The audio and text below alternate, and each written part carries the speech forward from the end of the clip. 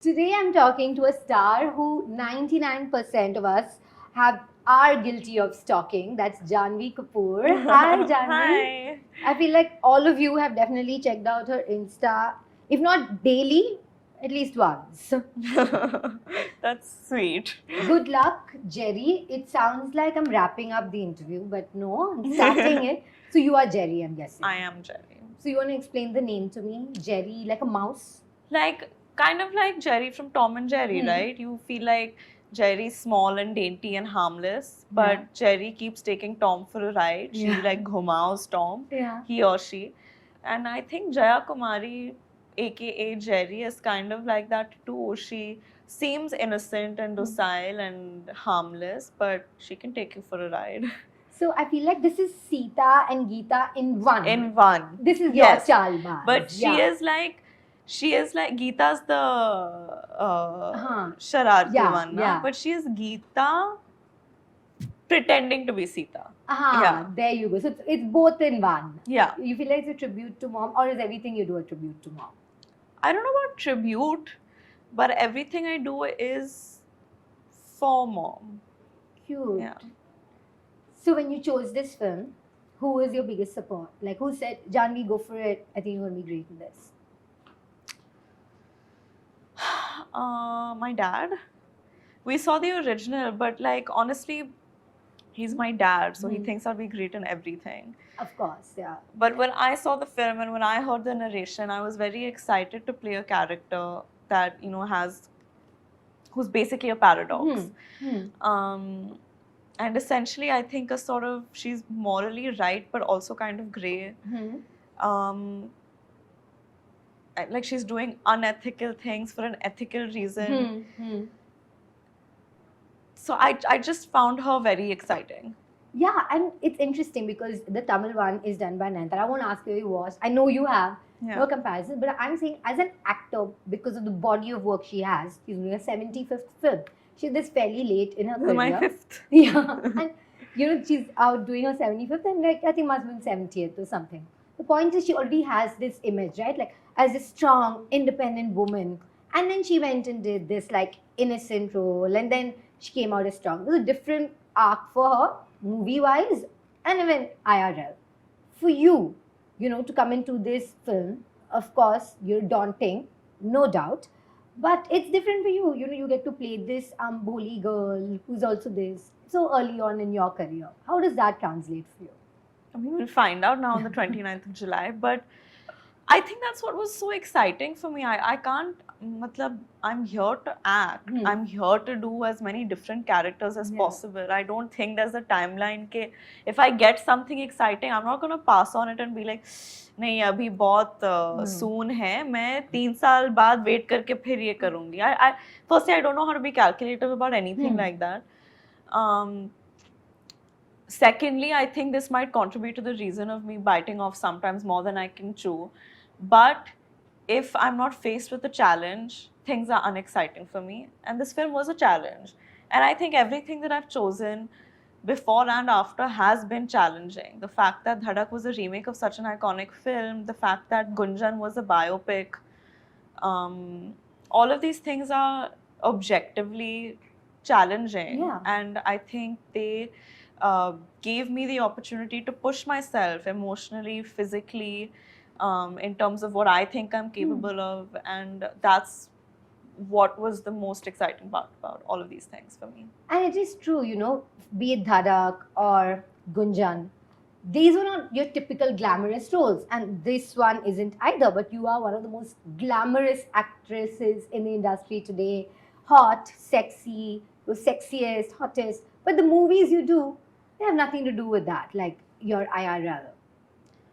I guess so, but my films are they're my job, my character. I'm not supposed to play Janhvi Kapoor as my character, right? A girl from Bihar isn't going to dress like this. But having said that, when I'm playing the character, sometimes while shooting the film, I have a tendency to dress like the characters that I'm playing or to talk like them sometimes or act like them, but I snap out of it once the film is done. and I need to come back to who I am. And who I am, I guess, is this. I like to dress up. I like to look a certain way. I like to go to the gym. I like to travel. I like to do everything that I like to do. And I think at the start of my career, I'd lose myself a little bit in my characters and be confused about who I am and who I'm trying to be for my films. But now I think there's a very clear demarcation. I'm not going to dress like this for my films, and I don't need to dress like that in real life. Um, and so yeah, it's like someone who has a 9 to 5 job. What they wear when they go for dinner with their friends is not what they're going to wear to office, right? Yeah, but I was talking about your choice of roles, actually, the persona that we that you have gravitated But these to are the on films. the screen. Yeah, but these are the films and characters that excite me. Have appealed to you. Have appealed to me, and in order to be authentic to these characters, I need to dress like the characters. I can't thopo makeup and like wear. But tell me, even heels. in films like these or the other ones you've done, is there ever a temptation to add a dance number or a dance song because you're so good at it, it becomes viral? So is there a temptation from anyone's side, even the maker's side, to add a song? I think the like that? producers sometimes get tempted, but Yeah. but I think it really depends on the film. I think in Ruhi we had a couple songs, and Dinu sir was very clear about having an album that that would allow me to dance. And really, he was the only one that gave me that, and the first one to give me that kind of song in Panghat and in Nadiyo Paar. And I think I was supposed to do one for Good Luck Jerry, but there wasn't enough time because I was shooting, and so it never Never say happened. never. We have Instagram now. Maybe just do the song on Instagram, and I think you reach so many more people. I guess via so. that. Yeah.